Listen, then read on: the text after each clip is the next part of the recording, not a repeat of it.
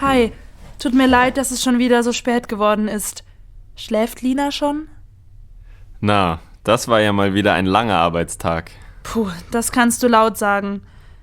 Aber jetzt bin ich ja endlich da. Ja, leider nur zu spät für Lina. Die ist schon lange im Bett. Sie hat total oft nach dir gefragt und war ganz traurig, dass du nicht rechtzeitig gekommen bist, um ihr einen Gute-Nacht-Kuss zu geben. Weißt du, mich stört es, dass du zurzeit oft so spät kommst. Das tut mir ja auch leid, aber das ist im Moment wirklich eine Ausnahmesituation. Nächste Woche, wenn die Messe erstmal vorbei ist, komme ich wieder früher nach Hause. Ja, aber ich finde es nicht in Ordnung, wenn du so viel arbeitest. Ich habe den Eindruck, ihr müsst dauernd Überstunden machen. Mensch, Ron, das stimmt so wirklich nicht. Und übrigens ärgere ich mich schon länger darüber, dass die Küche immer total chaotisch aussieht, nachdem du gekocht hast. Jetzt übertreibst du aber. Ja, okay.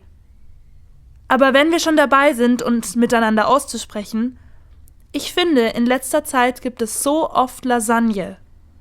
Ich dachte, Lasagne ist dein Lieblingsessen. Ja, ich liebe Lasagne, aber ich esse auch gerne mal was anderes.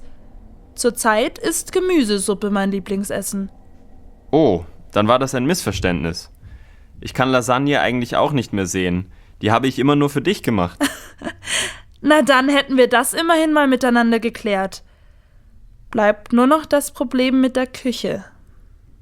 Ich dachte, dir ist es wichtig, dass ich koche. Klar ist mir das wichtig und ich bin dir auch echt dankbar dafür. Aber es ist ein Problem, dass die Küche immer furchtbar aussieht, wenn du gekocht hast. Also das stimmt so nicht. Die Küche ist nicht immer unordentlich, nachdem ich gekocht habe. Meistens räume ich die Küche doch auf. Und ehrlich gesagt finde ich auch, dass nicht immer alles so perfekt aufgeräumt sein muss, wie du das gerne hättest. Und zum Thema Zeit füreinander kann ich nur sagen, wenn du immer nur von der Arbeit erzählst, dann habe ich auch keine Lust mehr, viel Zeit mit dir zu verbringen. Dann treffe ich mich lieber mit meinen Freunden. Na, wenn das so ist, dann kann ich ja gehen. Gabriela, was machst du? Wohin gehst du? Zum Italiener, Gemüsesuppe essen. Mensch, jetzt komm zurück. Aber es ist ein Problem, dass die Küche immer furchtbar aussieht, wenn du gekocht hast. Ja, du hast ja recht. Also, ich versuche beim Kochen gleich immer schon was aufzuräumen.